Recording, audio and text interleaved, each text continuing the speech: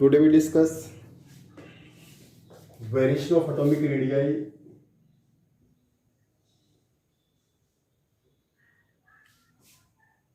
in group.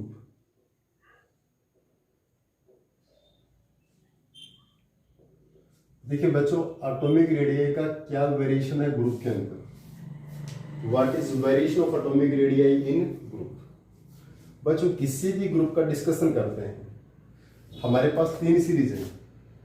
First transition series, इसको हम 3D series बोलते हैं। फिर है सेकेंड ट्रांजिशन सीरीज, इसको हम 4D सीरीज बोलते हैं। फिर है थर्ड ट्रांजिशन सीरीज, इसको हम 5D सीरीज बोलते हैं। क्लियर। जहां इलेक्ट्रॉन हमारे पास 3D 4s ऑर्बिटल में जाते हैं, या 4D 5s में जाते हैं, या 4f 5D 6s में जाते हैं। क्लियर। ये हमारे पास फर्स्ट ट्रांजिशन सीरीज है जहां इलेक्ट्रॉन 3D 4s में जाते हैं।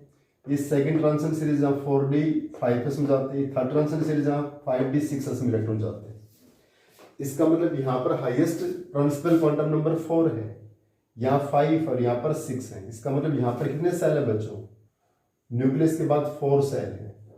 यहाँ 5 है तो न्यूक्लियस के बाद 5 सेल है। यहाँ 6 है तो न्यूक्लियस के बाद 6 सेल है। क्लियर बच्चों। यहाँ न्यूक्लियस फर्स्ट ट्रांजिशन सीरीज में हाईएस्ट प्रिंसिपल क्वांटम नंबर 4 है। It means there will be 4 shell. यहाँ पर 5 है तो देयर विल बी 5 सेल। यहाँ पर 6 है, there will be 6 cell.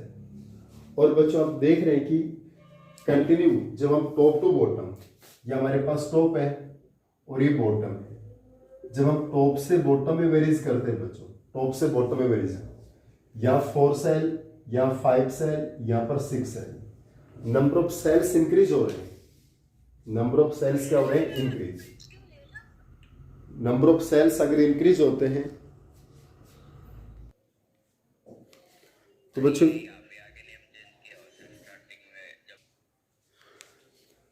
Highest principal quantum number 4 है तो देयर विल बी 4 सेल, या 5 है देयर विल बी 5 सेल, या 6 है देयर विल बी 6 सेल।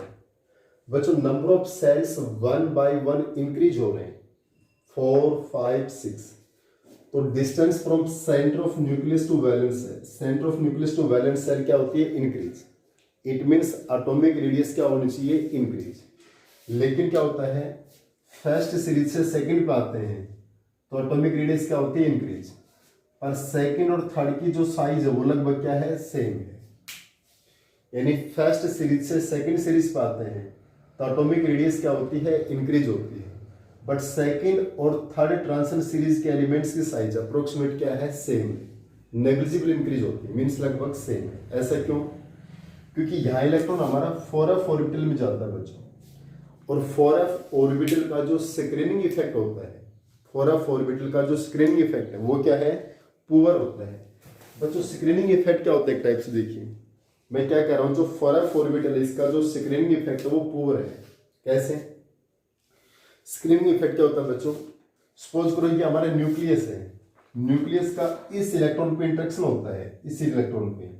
तो जो अंदर के सेल है, इनसाइड सेल है, इनर सेल्स है, इनर सेल इसके न्यूक्लियस के फोर्स को रिलेक्टेंस करते हैं। जो हमारा न्यूक्लियस है इसके वैलेंट सेल पे इंटरेक्शन होता है।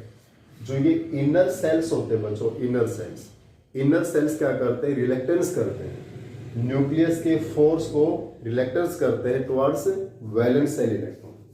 मींस इस न्यूक्लियस के फोर्स को वैलेंट सेल पर जो इंटरेक्शन होता है उस इंटरेक्शन को ये अवरोध करते हैं, रोकते हैं। क्लियर। जैसे कॉमन से एग्जांपल देता हूं मैं। मान लीजिए कि हमारे पास क्या होता है बच्चों, सपोज करो ये न्यूक्लियस है, टॉर्च है। अगर ये टॉर्च हमारी इस पेज पे लाइट कर रहे हैं तो इस पेज पे लाइट सबसे ज्यादा आएगी, उससे नेक्स्ट पेज पे लाइट कम पहुंचेगी, उससे नेक्स्ट पे लाइट और कम, उससे नेक्स्ट पे लाइट और कम। क्यों? क्योंकि जो हमारे इनर सेल्स है ये अवरोध करते हैं, ये उसकी रुकावट करते हैं।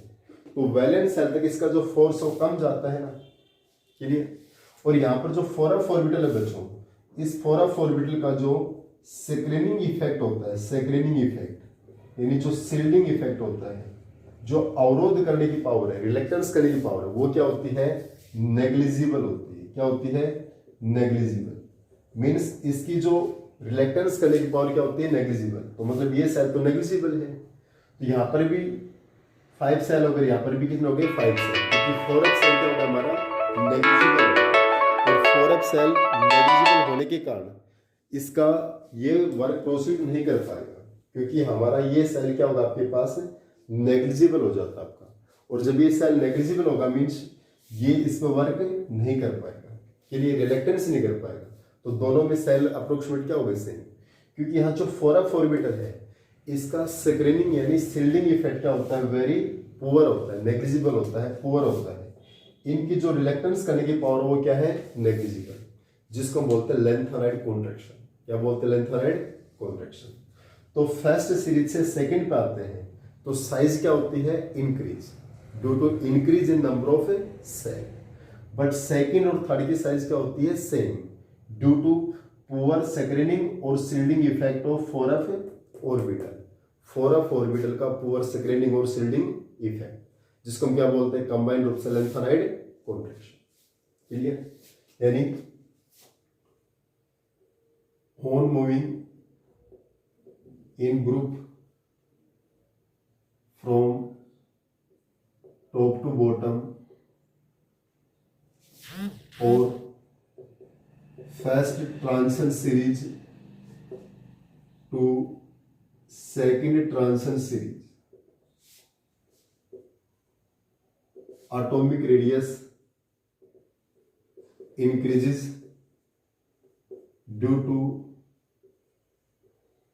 increase in number of cell। क्या होता है बच्चों, मैंने on moving in group from top to bottom, जैसे हम ऊपर से नीचे आ रहे हैं, टॉप से बॉटम, या first transition series to second transition series, पहली सीरीज से सेकंड पे आते हैं। Atomic radius increases due to increase in number of shell. हम फर्स्ट सीरीज से सेकंड सीरीज पे आते हैं तो एटॉमिक रेडियस इंक्रीज होती है due to increase in number of shells, क्योंकि नंबर ऑफ सेल्स इंक्रीज हुए। यहाँ 4 सेल थे, यहाँ पर 5 shell. But atomic radius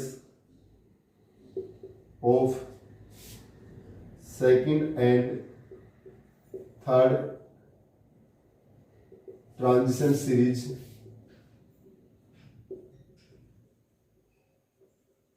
remain same. लेकिन बच्चों सेकंड और जो थर्ड ट्रांजिशन सीरीज है इसकी साइज क्या होती है, सेम होती है। सेकंड की और थर्ड की साइज क्या होती है, same, due to poor screening या shielding effect of 4f orbital या लेंथेनॉइड कॉन्ट्रैक्शन, उसको हम क्या बोलते हैं, लेंथेनॉइड कॉन्ट्रैक्शन। पुअर स्क्रीनिंग और shielding effect of 4f orbital या लेंथेनॉइड कॉन्ट्रैक्शन। बच्चों बहुत इंपॉर्टेंट क्वेश्चन है, ध्यान से देखिए। जब भी कहता हूं फर्स्ट सीरीज से थर्ड सीरीज आते हैं, डी ब्लॉक एलिमेंट्स के हम ग्रुप्स में मूव करते हैं बच्चों, टॉप टू बॉटम। तो फर्स्ट ट्रांजिशन सीरीज से हम सेकंड पे आते हैं, सेकंड से हम थर्ड पे आते हैं। तो ग्रिप में क्या है, फर्स्ट से सेकंड पे आते हैं तो हमारी साइज क्या होती है, इंक्रीज। क्यों इंक्रीज होती है, due to increase in number of shells, क्योंकि नंबर ऑफ सेल्स इंक्रीज हुए हैं। यहाँ पर 4 सेल और यहाँ पर 5 सेल है, नंबर ऑफ सेल्स इंक्रीज हुए तो एटॉमिक रेडियस भी क्या होती है, इंक्रीज।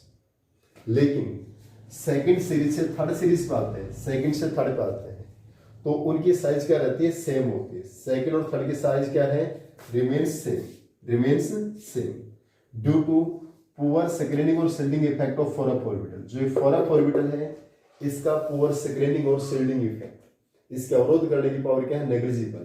क्लियर। जैसे बच्चों हमारी विंडो में कर्टेन्स लगते हैं, एक कर्टेन्स डार्क कलर के हैं तो उसमें हमें दिखाई नहीं देता है, क्लियर। लेकिन एक कर्टेन्स लाइट कलर की तुम्हें दिखाई देता है ना, इसका मतलब जिसमें से हमें दिखाई दे रहा है, सीन हो रहा है, उसका जो अवरोध करने की पावर है शील्डिंग करने की पावर है, स्क्रीनिंग करने की पावर हो क्या हो जाती है, नेग्लिजिबल। क्लियर। एक हमारा ट्रांसपेरेंट ग्लास और एक कलर्ड ग्लास है, इसमें क्लियर नजर आता है ट्रांसपेरेंट ग्लास, तो उसका जो स्क्रीनिंग इफेक्ट वो क्या होता है, नेग्लिजिबल होता है। और जो हमारा कलर्ड ग्लास होता है उसका स्क्रीनिंग इफेक्ट क्या होता है, एक्सेस होता है।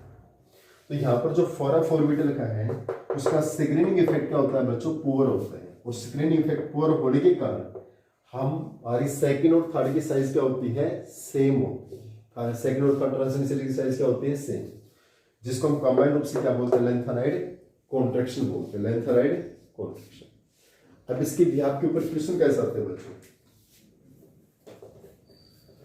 इसके व्याप के ऊपर क्वेश्चन देखिए बच्चों।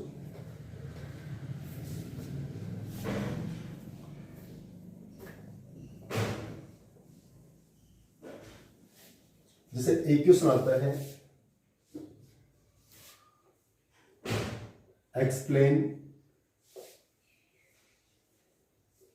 Zirconium, Z R and हेफेनियम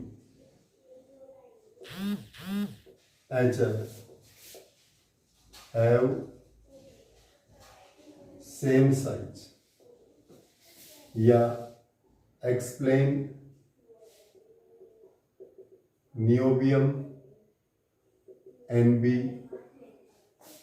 and taltium Ta have same size, या explain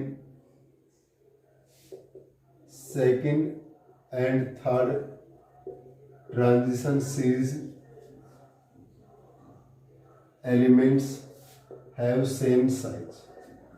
क्वेश्चन तीन टाइप से आ सकता है बच्चों, जर्कोनियम एफेनियम की साइज सेम होती है, नियोबियम टैल्टियम की साइज सेम होती है, या सेकंड और थर्ड ट्रांजिशन सीरीज के एलिमेंट की साइज सेम होती है।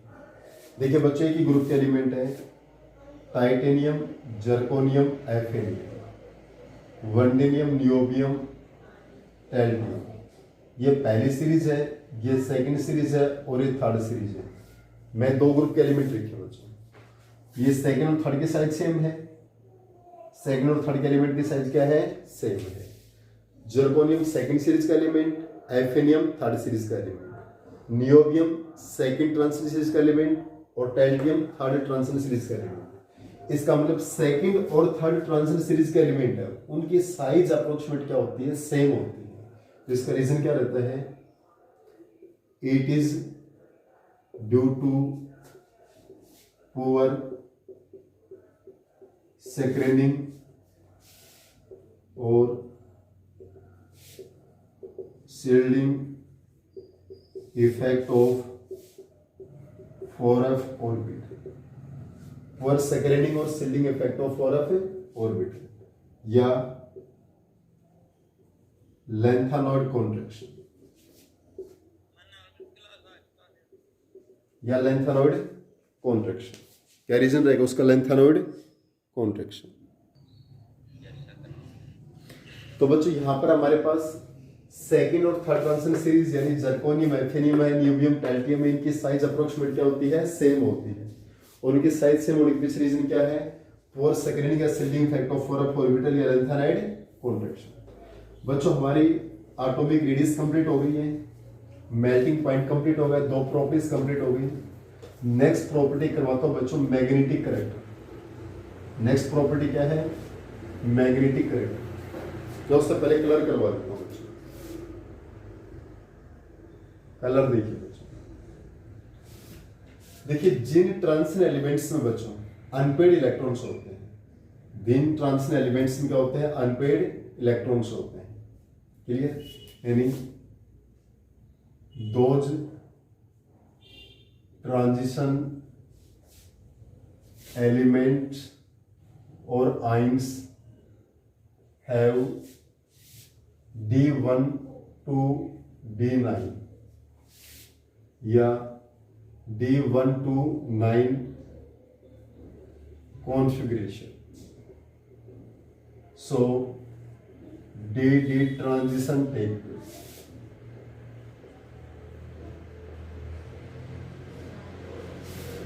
So that they are colored. बच्चों ये कह रहे हैं दोज ट्रांजिशन एलिमेंट्स और आइंस, जो ट्रांजिशन एलिमेंट या आइंस हैं, मेनली आइंस की फॉर्म होती है, हैव D1 to 9, यानी डी में 1 से 9 कॉन्फ़िगरेशन होता है, तो वहां क्या होता है डी ट्रांजिशन टेक प्लेस, वहां पर क्या होता है D transition, so they are colour, तो वहां डी ट्रांजिशन होने का वो क्या शो करते हैं, कलर शो करते हैं। But those ions have D0 and D10. There will be DD transition forbidden. So they are colorless. देखिए बच्चों, डी 1 से 9 तक इलेक्ट्रॉन है, तो वहां तो डी ट्रांजिशन पॉसिबल है, डी ट्रांजिशन पॉसिबल है, तो कलर शो करते हैं। लेकिन जहां D0 और D10 है बच्चों, या तो डी में इलेक्ट्रॉन नहीं है, डी फुली फिल्ड है, तो वहां डी ट्रांजिशन क्या होता है बच्चों, फॉरबिडन होता है, तो वो कैसे होते हैं, कलरलेस होते हैं। Colourless means white colour. Clear? अब दिस सपोज करो separate colored or colorless ions in among the following. जिस हमारे पास है स्कैंडिनियम +3, titanium 2+, copper plus, Fe+3, zinc 2+, chromium 3+, etc. Just normal example ले रहे। देखिए इन सब में बच्चों आप एनपीडी इलेक्ट्रॉन से वो करिए। स्कैंडिनियम का 21 एटॉमिक नंबर कॉन्फ़िगरेशन क्या होता है, आर्गन 18 3D1 4s2, ये लेकिन स्कैंडिनियम +3 कॉन्फ़िगरेशन बन गया, तो आर्गन 18 बच्चों स्कैंडिनियम में +3 है, तो पहले इलेक्ट्रॉन कहां से जाएंगे, 4s ऑर्बिटल से। अब यहाँ पर +3 चार्ज है, तो 3 इलेक्ट्रॉन्स रिमूव होंगे ना, तो 2 इलेक्ट्रॉन तो 4s से रिमूव होंगे, किससे होगा, डी से, तो 3 इलेक्ट्रॉन्स रिमूव हो गए, तो 3D में क्या बचेगा बच्चों, 0 बचेगा। 3D में क्या बचेगा, 0। अगर 3D में हमारे पास 0 आ गया, इसका मतलब यहाँ पर डी ट्रांजिशन क्या होगा, फॉरबिडन, और डी ट्रांजिशन फॉरबिडन क्या होगा, कलरलेस। एक चलो मैं कॉपर प्लस लेता हूँ। कॉपर का कॉन्फ़िगरेशन क्या होता है, अभी 29 है, argon 18 3D10 4s1, copper plus का क्या बनेगा, आर्गन 18 3D10। भाई कॉपर का कॉन्फ़िगरेशन क्या है, आर्गन 18 3D10 4s1, कॉपर पे एक प्लस चार्ज है, तो एक इलेक्ट्रॉन लॉस होगा, क्या बच जाएगा, 3D10 4s, एक इलेक्ट्रॉन लॉस होगा। एक और देखिए बच्चों, zinc 2+, zinc 30 argon 18 3D10 4s2, तो जिंक 2+ क्या बनेगा अभी आपका, आर्गन 18 2 इलेक्ट्रॉन से गए, तो 3D10 बचेगा ना, 3D कितना बचा, 10। बच्चों इन तीनों केस को मैंने अभी पढ़ाया आपको। यहाँ 3D में 0, स्कैंडिनियम +3 में 3D में क्या है, 0, कॉपर प्लस में क्या है, 3D10, जिंक 2+ क्या है, 3D10। इसका मतलब या तो D0 है या D10 है। D0 D10 में क्या होता है, डी ट्रांजिशन फॉरबिडन होता है, तो ये कैसे हो गए, कलरलेस। यानी ये तीनों ही हमारे आइंस होते हैं, ये तीनों आइंस कैसे हो गए बच्चों, कलरलेस हो गए। कैसे हो गए, colourless, due to D transition forbidden. यहां पर बच्चों डी ट्रांजिशन फॉरबिडन क्यों हुआ अभी, क्योंकि स्कैंडिनियम +3 में 3D 0 होता है, कॉपर प्लस और जिंक 2+ में 3D10 होता है। तो जहां पर D0 और D10 होता है, देखिए लिखवाया था D0 और D10, there will be D transition forbidden, और यहाँ डी ट्रांजिशन फॉरबिडन है, तो ये क्या होते हैं, कलरलेस हो गए। कैसे हो गए बच्चों, colourless due to D transition forbidden. लेकिन अभी में देखिए titanium 2+, titanium 22 argon 18 3D2 4s2, तो टाइटेनियम 2+ क्या बना भी आपका, आर्गन 18 एस के 2 इलेक्ट्रॉन्स गए भी, तो 3d2 में 2 बचे ना आपके, कॉन्फिगरेशन तो लिख सकते हो यार। टाइटेनियम 22 3d2 4s2, टाइटेनियम पे 2 प्लस लगाए तो s के 2 इलेक्ट्रॉन चले गए तो 3d2। इसके बाद आयरन प्लस 3 बच गया एक, Fe26 आर्गन 18 3d6 4s2। तो हमारा आयरन प्लस 3 क्या बचा, 3 इलेक्ट्रॉन रिमूव होंगे तो आर्गन 18, एस से 2 इलेक्ट्रॉन गए, एक डी से गए तो क्या बचा 3d5। ऐसे बच्चों क्रोमियम प्लस 3 का क्या बचेगा 3d3। चलिए ओके बच्चों, यहाँ पर टाइटेनियम 2 प्लस में 3d2 आया, Fe प्लस 3 में 3d5 आया, क्रोमियम प्लस 3 में 3d3 आया। यहाँ डी में 1 से 9 इलेक्ट्रॉन के बीच में है ना, और जहां डी में 1 से 9 के बीच में है तो ये क्या होते हैं, कलर्ड होते हैं। ये कैसे होते हैं, coloured due to D transition. ये कैसे हो गए, कलर्ड हो गए ड्यू टू डी ट्रांजिशन। ये हमारे कलर्ड होते हैं किसके कारण, डी ट्रांजिशन के। क्लियर। तो बच्चों हमारे पास जहां D0 और D10 बनता है, D10 बनता है, D0 बनता है, D10 बनता है, ये क्या हो गए कलरलेस। कॉन्फिगरेशन लिखना है, जितना पॉजिटिव चार्ज है उन्हें इलेक्ट्रॉन्स का लॉस करना है। जो हमारा फाइनल कॉन्फिगरेशन बचेगा उसमें हमारे पास ये करना है, जहां D0 D10 है वो कलरलेस हो गए, डी ट्रांजिशन फॉरबिडन। जहां डी में 1 इलेक्ट्रॉन 2 3 4 5 6 7 8 9 तक है वो क्या हो गया, हमारे कलर्स हो गए। और कलर्स हो क्यों होते हैं, क्योंकि वहां पर डी ट्रांजिशन होता है। It's okay. अब यहां से एक इंपॉर्टेंट क्वेश्चन बढ़ता है बच्चों, हमारे क्वेश्चन है जो टाइटेनियम S263 3 पॉजिटिव। एक हमारे यहां से क्वेश्चन बढ़ता है बच्चों, एनसीईआरटी में पढ़ जाएंगे, काफी बार बोर्ड एग्जाम में क्वेश्चन पूछा गया भी आपका, ध्यान से देखिए। हमारे पास एक कॉम्प्लेक्स है टाइटेनियम का, titanium S263 3 positive, so purple colour white.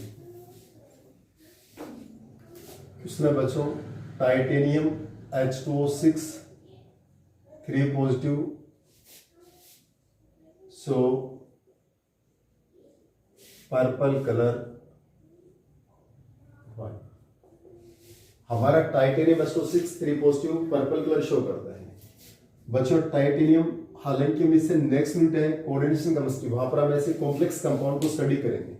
Clear.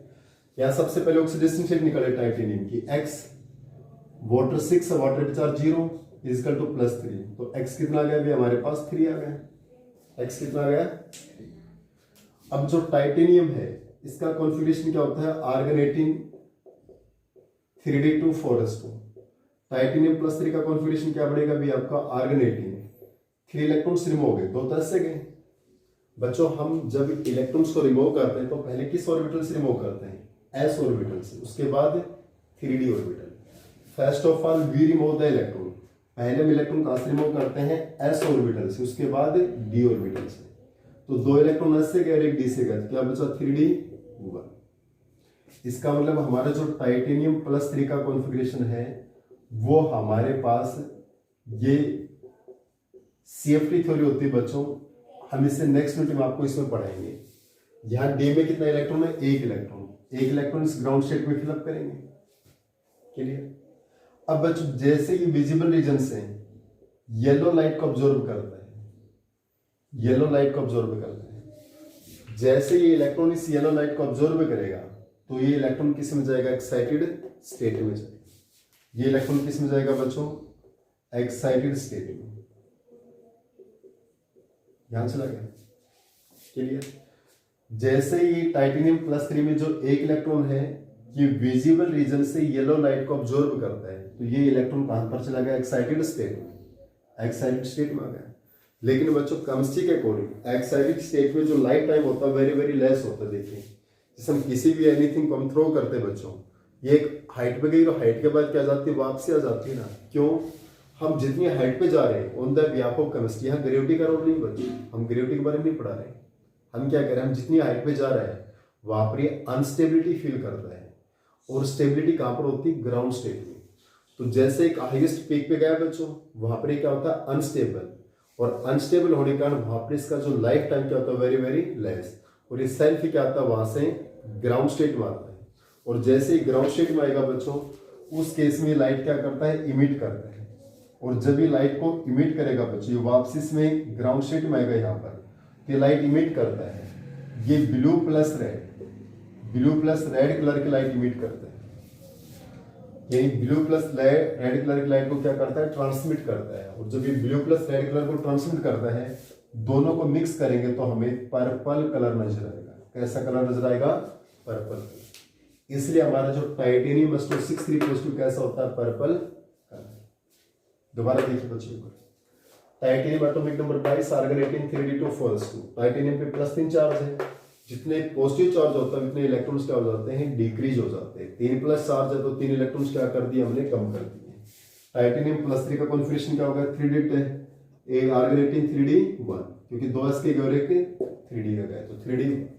ठीक है, टाइटेनियम +3 में एक इलेक्ट्रॉन यहाँ फिलअप कर दिया हमने। अब जैसे ये लाइट को ऑब्जर्व करता है, येलो लाइट को ऑब्जर्व करता है, तो ये इलेक्ट्रॉन कहाँ चला गया, एक्साइटेड स्टेट में। क्लियर, येलो लाइट को ऑब्जर्व करके किस में, एक्साइटेड स्टेट में। लेकिन एक्साइटेड स्टेट में जो लाइफ टाइम होता है, ये बच्चों उसकी क्या है, एक्साइटेड स्टेट। एक्साइटेड स्टेट में इसका जो लाइफ टाइम क्या होता है, वेरी वेरी लेस, क्योंकि अनस्टेबल होता है। So it come back to the ground state. और जब ग्राउंड स्टेट में आएगा तो एनर्जी का क्या करेगा, इमिशन करेगा। मीन्स इसकी जो ट्रांसमिटेड लाइट है वो क्या है, ब्लू प्लस रेड। और ये ब्लू प्लस रेड कलर की ट्रांसमिटेड लाइट होती है, जिसके कारण इसका कलर कैसा होता है, पर्पल कलर। क्लियर, यानी titanium +3 has 3d1 configuration. On absorption,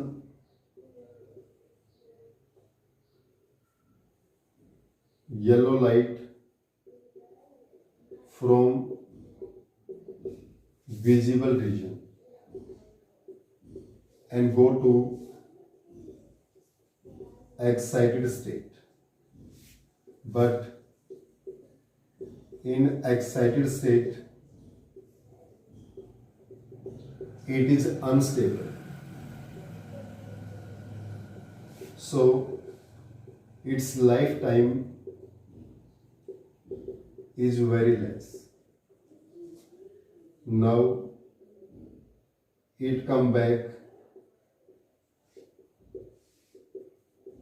in ground state,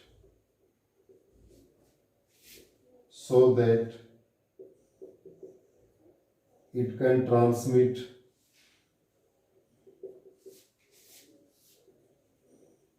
blue plus red. So it represent purple colour. क्या बता रहा हूं बच्चों, टाइटेनियम +3 में एक इलेक्ट्रॉन A2 ऑर्बिटल में होता है, ग्राउंड स्टेट में होता है, विजिबल रीजन से येलो कलर की लाइट को ऑब्जर्व करता है और किस में चला गया, एक्साइटेड स्टेट में, जहां पर इसका लाइफ टाइम क्या होता है, वेरी वेरी लेस होता है। तो come back to the ground state. तो ये ब्लू प्लस रेड कलर की लाइट को क्या करता है, ट्रांसमिट करता है, जिसके कारण कैसा कलर शो होता है बच्चों, इसका पर्पल कलर रिप्रेजेंट होता है। कैसा कलर रिप्रेजेंट होता है, पर्पल कलर रिप्रेजेंट होता है। क्लियर, एक छोटी सी प्रॉपर्टी और करवा देता हूं बच्चों, complex formation. Today last topic, छोटी सी प्रॉपर्टी हमारे पास, complex formation.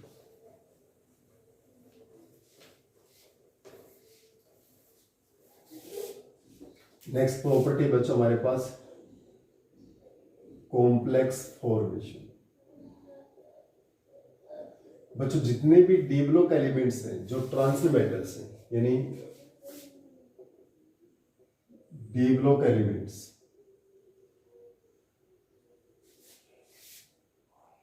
Can form complex compound by combining with reagents due to presence of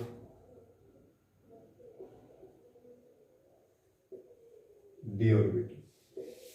देखिए बच्चों, जितने भी डी ब्लॉक एलिमेंट्स हैं वो हमारे कॉम्प्लेक्स कंपाउंड का फॉर्मेशन करते हैं, लीजेंड के साथ क्या बनाते हैं, कॉम्प्लेक्स कंपाउंड, जैसे कोबाल्ट NH3 3 पॉजिटिव, ये स्क्वायर ब्रैकेट में होते हैं, कॉम्प्लेक्स कंपाउंड होते हैं। अभी हमने एग्जांपल दिया KS2 3 positive, FeCN6 4 negative, zinc NH3 2 positive. बहुत सारे कॉम्प्लेक्स कंपाउंड है बच्चों हमारे पास। NiS26 2 positive, NiCO4 FeCO4 5। ये सब बच्चों हमारे पास क्या है, complex compound, various complex compound है। इनमें हमारे पास देखिए कोबाल्ट है, टाइटेनियम है, आयरन है, निकल है, आयरन है, निकल, जिंक, ये सब क्या बच्चों ट्रांजिशन मेटल से डिप्लो एलिमेंट्स है। और यहाँ पर जो CO है, CN है, H2O है, NH3 है, ये सब क्या होते हैं, लिजेंड्स होते हैं बच्चों। ऑर्गेनिक केमिस्ट्री में जो हम न्यूक्लियोफाइल स्टडी करते हैं, इनऑर्गेनिक केमिस्ट्री में उनका नाम लिजेंड्स हो जाता है। क्या हो जाता है, लिजेंड्स। लिजेंड्स में बच्चों इलेक्ट्रॉन्स को डोनेट करने की टेंडेंसी होती है। लिजेंड्स में क्या होती है, इलेक्ट्रॉन्स को डोनेट करने की टेंडेंसी। और मेटल्स में क्या होती है, इलेक्ट्रॉन पेयर को एक्सेप्ट करने की टेंडेंसी। तो लिजेंड्स और ट्रांजिशन मेटल्स क्या बनाते हैं, कॉम्प्लेक्स कंपाउंड का फॉर्मेशन करते हैं। किसका फॉर्मेशन करते हैं, कॉम्प्लेक्स कंपाउंड।